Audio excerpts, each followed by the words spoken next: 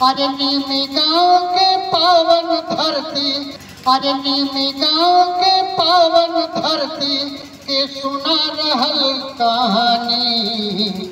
अद्भुत मड़ुआ खरिहानी, अद्भुत मड़ुआ खरिहानी। जेकरा में भरल है नीमी गाँव के अमर कहानी। अद्भुत मड़ुआ खरिहानी, अद्भुत मड़ुआ खरिहानी, अद्भुत मड़ुआ खरिहानी। देखल दिन और सरपंच के पद पर जनजीवन में उत्साह मचेलखिन। सरपंच के पद पर जनजीवन में उत्साह मचेलखिन। और समय बीत गल विदा हो गेलखिन, समय बीत गल विदा हो गेलखिन। ये जय रह गेल उनकर कहानी। अद्भुत मड़ुआ खरिहानी, अद्भुत बहुत ही मार्मिक खरिहानी। अरे नीमी गाँव के पावन धरती के सुना रहल कहानी। अद्भुत मड़ुआ खरिहानी, अद्भुत मड़ुआ खरिहानी।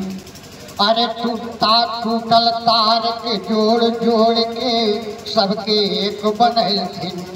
पूरा ही परिवार के रंग मान के खूब चललखिन। टूटा टूटल तार के जोड़ जोड़ के सबके एक बनलखिन।